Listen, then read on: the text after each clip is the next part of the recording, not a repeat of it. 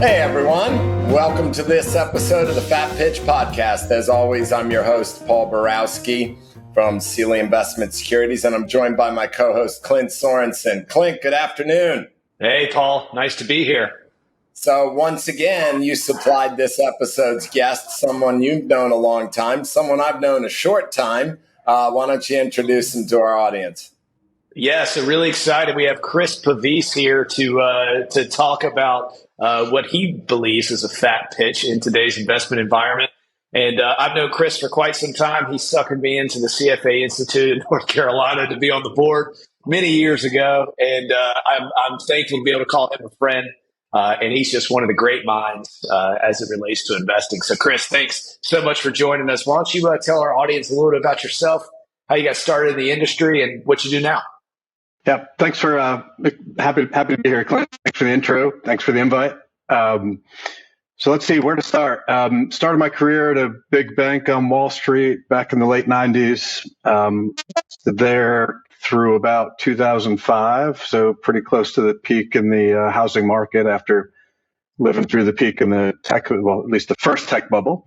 At that point, moved down to North Carolina to help manage the assets for a family office, which was an old furniture family in Western North Carolina.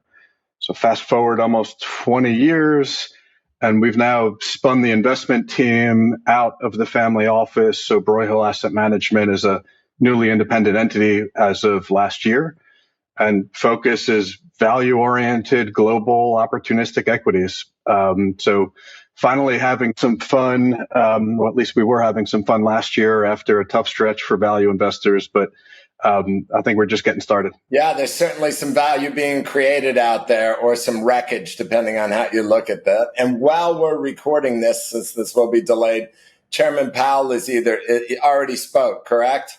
I think he's on the tape this afternoon. Yeah, last year when he spoke, it was every sector down. So you said value investing. How do you guys think about value in a traditional sense, or do you have your own spin on things? Yeah, no, that's a good question, Paul. I think you can use the word value investor, and it's like saying you're a mutual fund investor, right? It means different things to different people. The old-fashioned Ben Graham definition of value was pretty much looking at statistically cheap stocks on a PE or PP basis. I think it's become pretty clear sooner than others over the years that, in a world where intangible assets are making up a greater portion of the balance sheet and IT is making up a greater portion of the S&P and overall market, that no longer cuts it. So value to us is just simply buying something for less than we think it's worth. You could be buying this, the classic Graham cigar butt. So, looking for that 50-cent dollar, or we could buy an 80-cent dollar that we think is going to be worth $2 in, 5 years. So we don't necessarily define it by any particular metric. It's just, investing in things that we think we can understand, that we think we can understand better than most, where we can define our edge up front, know why something's undervalued, know how our view differs. And just wait for that gap to close. You mentioned you're a mutual fund investor, and we're talking about value. Not a lot of people know that I was in the equity world before real estate, because I've been in this so long, but you two will get a chuckle. I was in New York City with a large momentum growth manager in the late 90s, right up through the dot-com bubble. And I remember as a brash 28-year-old declaring that value was dead, never to come back.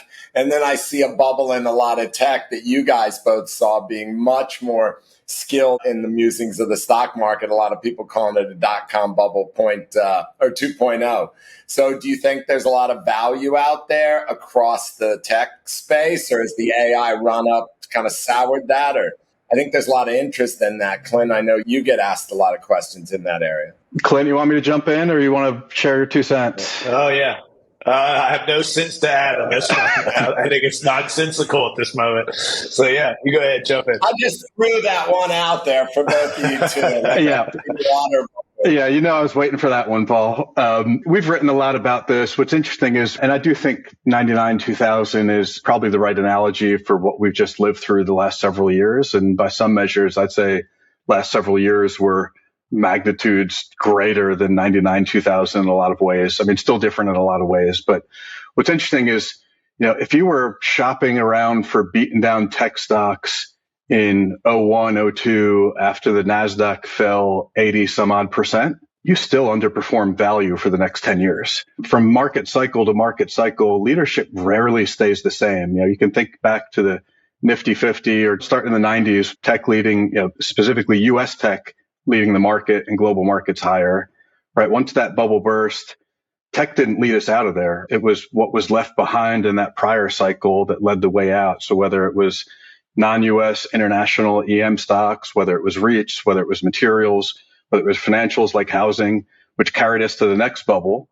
And then in '08, '09, right, it looked like buying Citigroup and banks that were down 90% plus was the way to go. But again, that's not what led us for the next 10 years. We went back to tech. The one thing that caught us off guard this year was how quickly the same stuff reinflated. We've been wrong in saying this so far this year, but I don't think we'll be wrong, over the going forward period. But I would be surprised if this market continued and we were just right back to the same old party we've been at for the last several years. And I think the market's reaction to NVIDIA yesterday was telling, right? I mean, if markets can't rally on 88% top line growth, right? Like, what's left to get us going here? Refresh our audience. Were estimates 207 and it was like 290, or am I wrong? Am I thinking about something else? I don't have the exact numbers offhand, Paul. I just know, right? It was a blowout quarter by any measure. It was a blowout guidance raise. Stock was up double digits after hours, opened up big, and closed down flat and is selling off hard today. So, I mean, I think that's telling.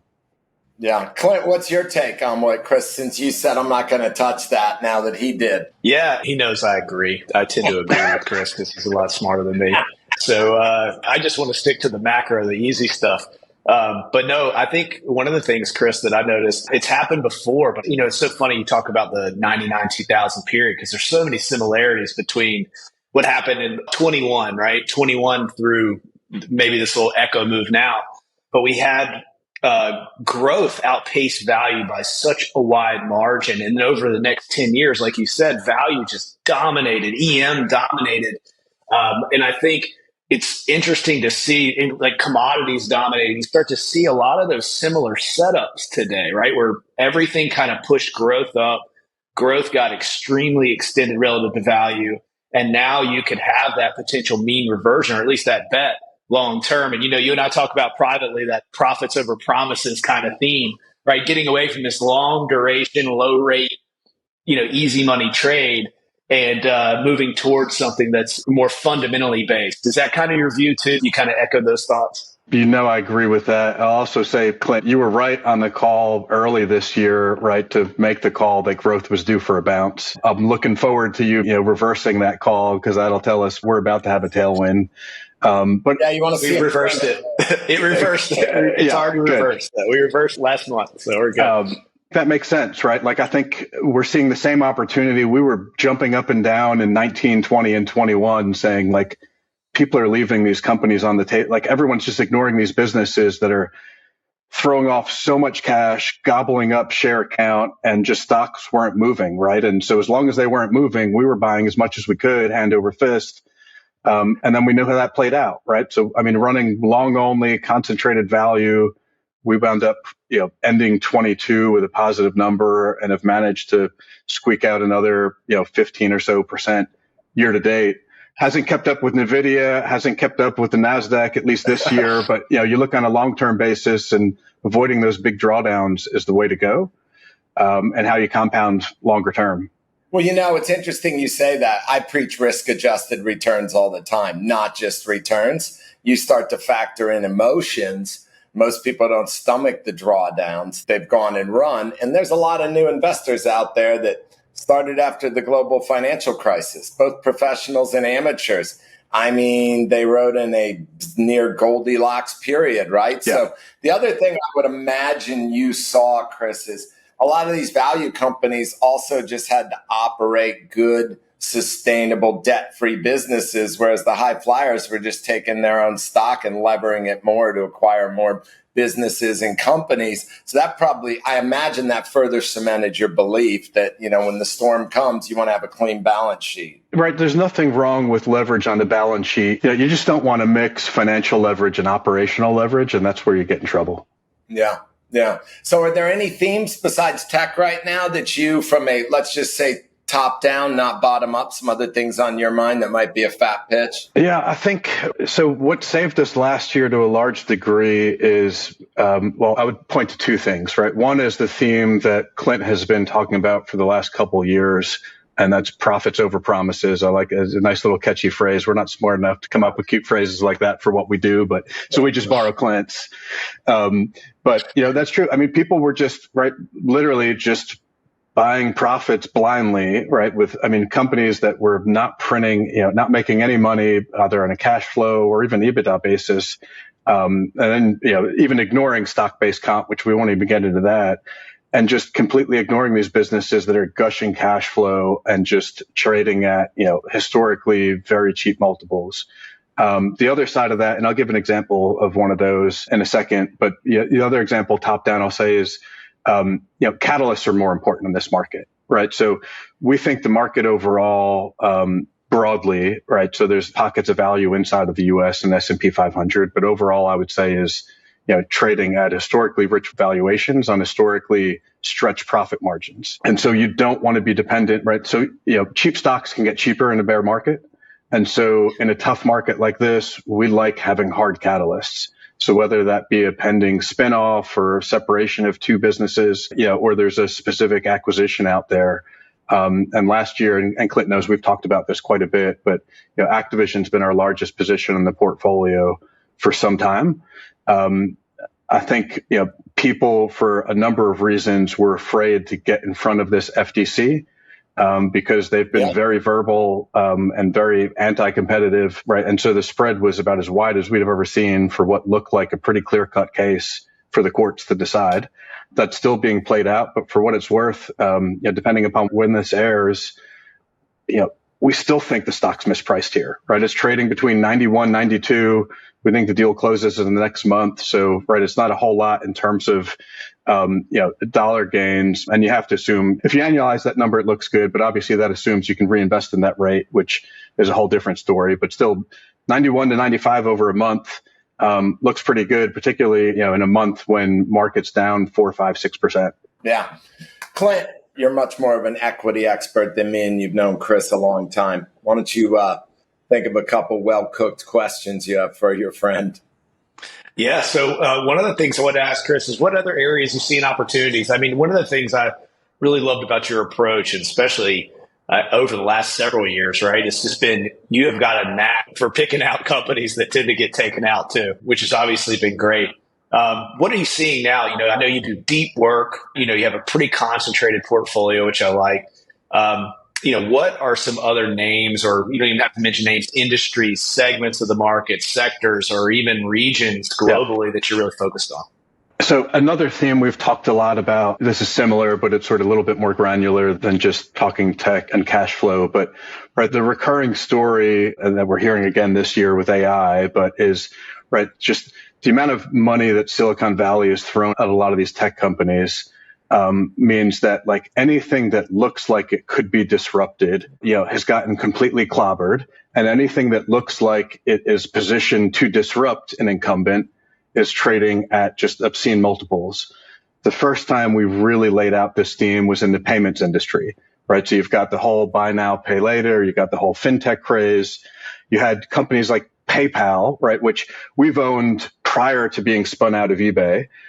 We did not own it last year and have not owned it for some time. But PayPal, which used to trade at a mid-20s multiple, for no reason whatsoever, went to 70 times earnings in 2021. Today, it's trading back down close to a high single-digit multiple, right? It's literally 11, 12 times earnings. Same business. It's literally gone from 70 times earnings to 10 to 12. And nothing changed. Nothing changed. And so, we've seen that over and over again. Another example more recently, and Clint, we've talked about this at length, but, AI, all the craze, And so anything that looks like it's going to be in trouble, right? It's interesting. You look at the amount of times people have mentioned AI on earnings calls over the last year, and it's like, yeah, it's probably a pretty good correlation with their stock price. And the flip side of that is companies that look like they're at risk to AI. And music's an industry we've followed for some time. I think it's an extremely attractive model for the content owners. But for some reason, markets got in its head that, we were all going to be listening to AI generated Drake and Taylor Swift rather than actually going to see real people live at concerts. And the reality is, nobody wants to watch a computer generated artist on stage. And that content has, tremendous value. The decades and decades and decades of back content have tremendous value. And the reality is that, if AI is going to continue to generate songs that sound like Taylor Swift, guess what? Taylor Swift's probably going to figure out how to get paid on that. Or specifically, Universal Music is going to figure out how they get paid on that. And there was interesting comments, right? There was news this week or last that they're coming out in partnership with Google to be able to do that, just that, right? To identify AI generated tracks, to make sure that the artists are properly compensated when their likeness or voice is being used. And so it's just a good example where AI generated craze, everything was going through the roof. Meanwhile, UMG was lost a quarter of its market cap in the first few months of this year, which for a business that's, generating high single digit, double digit top line growth with little cyclicality, with little recession risk. And pretty much as far as the eye can see, I think that's a super interesting opportunity. If I can sum that up or dumb it down, that's a really good thought. Is everybody always talks about the disruptor. Go look at those that got disrupted where it was unnecessary. Yeah. A lot probably better risk adjusted thinking, or at least to accompany your growth, right? Don't try to ride the disruptor, but go and look for what got disrupted unnecessarily. Yeah. A lot of times it's really not as Silicon Valley would like us all to believe, right? Like the payment space, the regulatory hurdles to get into banking and and how ingrained some of these companies are. So we've talked about the Fiservs of the world, and FIS is another interesting story right now, which is basically unwinding the acquisition of Global Payments they just did a few years ago, which again might be a super interesting soft catalyst. But those businesses are so ingrained into community banks, credit unions, small regional, and some of the largest banks in the world. JP Morgan Chase and Banks of America of the world are not going to just boot their legacy infrastructure to work with a Silicon Valley upstart that might have a nicer looking user interface. It just doesn't happen overnight, if at all. Yeah. Hey, since we're talking about cute phrases, I came up with pernicious political partisanship. That was a good one. I like alliteration. Does what's going on in government play into any of your thinking lately? I don't know if this would come into, is directly related to government. I think there's a loose correlation there, but I think, another trend that I think has just went incredibly too far over the last few years was this ESG craze. And it started out with good intentions, right? But the reality is I don't know, who determines what's good and what's bad and what's right and what's wrong from a stock selection perspective? The S part is hard. The E part's hard. The G part is pretty easy to score, right? But the rankings are inconsistent. And the reality is there's so much money that flew into that industry over the last 5 years. And the reality is investors are basically buying the same funds with a higher expense ratio just because they've got an ESG wrapper. But that's created massive distortions in the market, right? So we don't have energy exposure today or a whole lot of exposure to commodities, industrial materials. But that's one where people are looking towards this, EV evolution. And that's not going to happen overnight. We're going to need fossil fuels to get there. And so you had this this enormous amount of capital just get sucked out of the energy industry and get thrown at EVs, which is going to take a generation before those economics make sense. And in the meantime, we just stopped exploration and production, rig count, they just fell off a cliff. So guess what? Energy prices, oil prices went back, from literally, we hit zero for a couple of minutes there, right, in the futures market during COVID, and went back to 70, 80, 70, 80 as a barrel. The other issue, which we've talked a lot about, is tobacco. Right. So tobacco is a bad word. I mentioned it to institutional investors and we're quickly booed out of the room. But the reality is there's something like 13 trillion in assets in Europe that have signed a tobacco free pledge. So literally they've institutional managers that will not invest in tobacco. Same thing, right? Tobacco is historically traded in line with consumer staples. During this last 5 years, consumer staples got to a point where they were trading at a record discount to the market because nobody wanted to touch boring staples. There was no reason to when you can own things like Tesla and Nvidia and these buy now, pay later companies.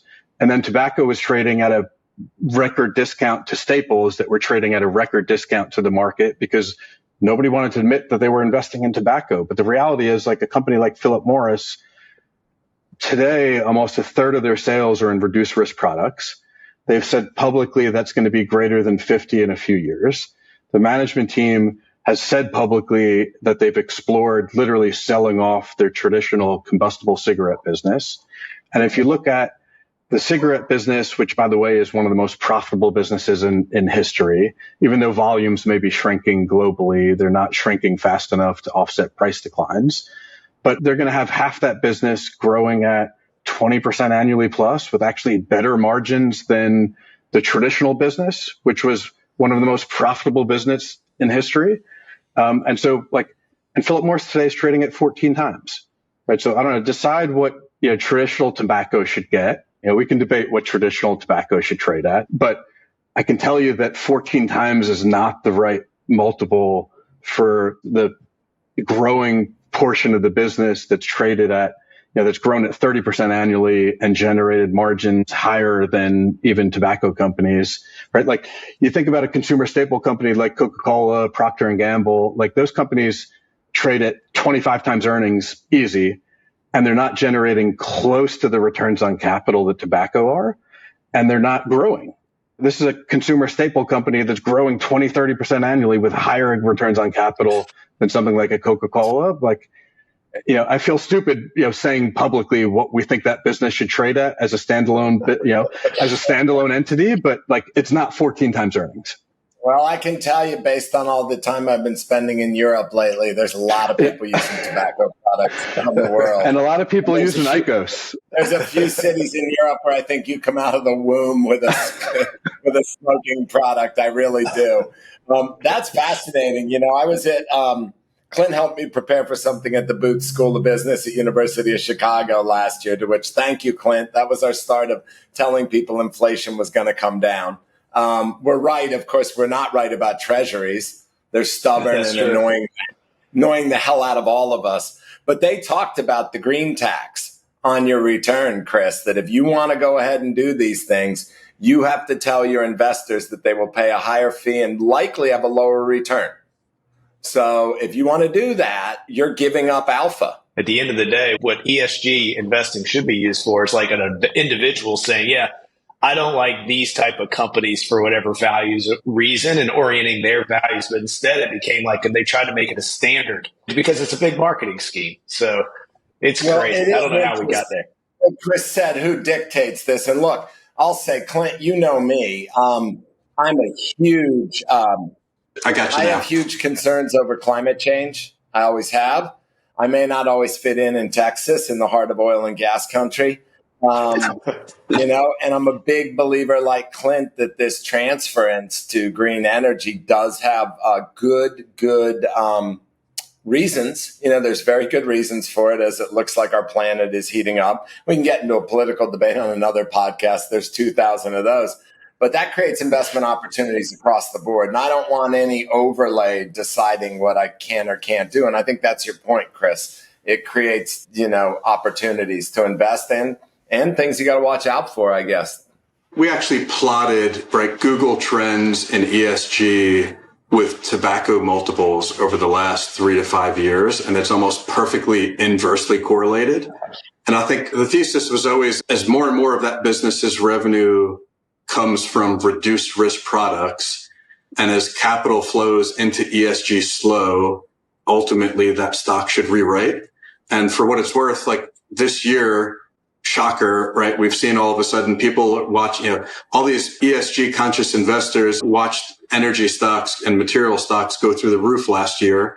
And so all of a sudden they've either figured out a reason and rationalized investments in energy and materials, or they've stopped plowing money into ESG funds. And that's what we've seen this year. You've actually seen those flows start to reverse. Yeah. Hey, I got a question just out of left field, pure selfish. How do you feel about home builders?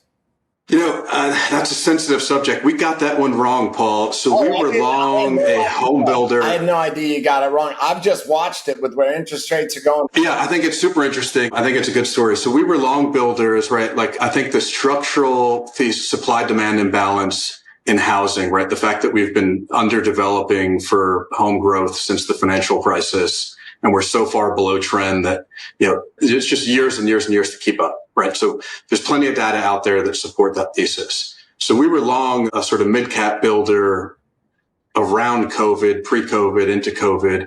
And as rates started backing up, we panicked and said, no way this works, right? Like with mortgage rates where they're going, there's no way and with the home price appreciation we saw during COVID and looking at price to income ratios being at record highs, even higher than what we saw during the housing market, we just thought there was no way that worked whatsoever. We missed, and what we overlooked was, well, I'll use my home as an example. We moved to Charlotte in 2019. We're locked in at 3%, 30-year fixed. We're not moving. We're never moving from here. We're just never moving from here. And so, but when you think about that, what that means is, and you see it now, existing home sales have collapsed because guess what? No one's moving. Right. And so what that meant for builders, which we totally missed and now looks, painfully obvious, is new homes are the only things that's selling. And so they're just building all they can because if you want a home, you have to buy something new because nobody's selling the old stuff. That's right. So I think that's been incredibly unique market, and kudos to the guys that have stayed long throughout this run because blew me away. I would have done the same thing you did. I armchair quarterbacked it. And I'm here. Look, you guys are in Charlotte. I'm in Dallas. They consider Texas the Southeast, the National Association of Realtors. So Clint knows I track inflation by using Case-Shiller Home Price Index. I look at the NAR. We look at the CRB numbers to look at commodities, and I look at wages. And if I can look at those three things, it kind of gives me my own roadmap. Well, I'm looking at big decrease in the West, big decrease in the Midwest, big decrease in the East. You know what? We're off on home sales in the South, 0.1 or something like that, despite these interest rates. So what it is it's new homes, to your point, because you're not moving. All the guys that refied and locked in even better than you, they'll tell their wife, I do not care what you want. We're not moving. So my other question for you, home builders also aren't paying $9 a 2x4 like they were at peak inflation. So do you do anything in the commodities area, Chris? We have in the past. We don't have anything in the portfolio currently. I would say, a few years ago, I went back and looked at every single trade we've done historically since I've been at Broyhill. And what we found was, call it 2/3 to 3/4 of our investments have been in consumer, tech, telecom, media related industries. So things we can touch and feel and businesses that we have direct experiences with. There's examples of, over time we have invested selectively in commodities and materials and energy. I can also tell you from the data that we looked at, our hit rate has been much lower. And so the hurdle for us to get involved, I think, just needs to be much higher. I just know we're better investors in consumer facing businesses. And if we can make our money and meet our return hurdles there, I just prefer to stay there. We've been kicking tires on energy and industrials and materials for the last 18 months. And we probably missed a good bit, but we haven't done anything there yet. I think, particularly, I think the copper story is super interesting. Anything with, the reality is EV is happening. I don't necessarily think that auto companies, will exclude any names there, or battery companies may or may not be the best way to play it. But like looking at the picks and shovels, there's going to be massive investment. Going back to the political environment, there's been massive underinvestment in energy and commodities. You could look at CapEx over the last decade, really since the commodity bubble popped, during the financial crisis, similar to housing, massively underinvested. And so you can look at the supply demand cycle across a lot of commodity markets and start getting comfortable. It's harder math for us, right? Like I can look at supply demand of oil. We can look at what OPEC is producing. We could look at what demand is in the US. And even with all those numbers in front of us, taking that to an estimate of where we think oil prices should trade, we're still just like sticking a finger in the air. And the reality is a lot of those businesses, that's the one variable you need to get right. Right. And if we don't have confidence in our ability to get that right, we've got two options, right? Either pass or look for situations where we've got another driver of value. And that kind of goes back to catalysts. Like historically, when we've gotten involved there, they've been in situations where, right, we've also had another angle or a unique catalyst that was going to move us or protect us from price movements in the commodity itself. That's best case scenario for us, but we haven't been smart enough to figure it out recently. I love the copper concept too, just because the underinvestment in that space. We had Tom Holliday on. He talked a lot about that trade. I mean, we just simply don't have enough to meet current demand. So it's a pretty compelling story from a commodity I know we don't have enough lithium, nickel either, right? Aluminum, cobalt. Yeah, I've heard about this crazy, was it Indonesia? It was somewhere I read an article a couple of months ago about you can strip these rare earth metals and you can literally turbocharge them with some treatments. It's highly volatile. So, of course, they put these plants, for lack of a better word, in third world countries that'll take the revenue. I just can't remember the exact article, but it was bananas science fiction stuff to a guy like me. So we wrap up today. If we go back to the fat pitch, you're talking about catalyst-driven value. That's what the fat pitch is now in a market that's gotten bananas for growth. I think that's fair. I think, and pair that with, sniff around where you're hearing the most stories and most enthusiasm for disruption and see if you can find something on the other end of that trade. Now, you want to be careful, right? Because that's a good way to get run over because some of these businesses are ripe for disruption and will be disrupted. But if you can find them that are priced like they're going away and you can get comfortable with the assumption that they're not going away anytime soon and still likely to continue to grow for the foreseeable future, we think there's a lot of money to be made there. And we like buying things on sale. Who doesn't, right? Yeah, absolutely, Paul. Chris, thank you so much for joining us. Tell people how they can get in touch with you, follow you on Twitter and LinkedIn because you put out a ton of great content. Don't give out your phone number like one of our guests. Yeah. I will resist the urge. Best way will probably be the new website, Clint, which I'm hoping by the time this airs will be up and running. We'll be sending out a press release, announcing sort of the spin out of the new firm, Broyhill Asset Management. New firm, same name, same team, same process. But the website, www.broyhillasset.com. You can find me on LinkedIn and Twitter, under, some combination of my first and last name. I don't remember offhand, but if you Google Chris Pavese, Broyhill Asset Management, you should find plenty out there. This was fantastic for everyone out there. Thanks for tuning into the Fat Pitch. We hope you enjoyed this episode's guest, Chris Pavese. Chris, thank you. And I guess I'll say go Heels for both of y'all. Take care. Hey.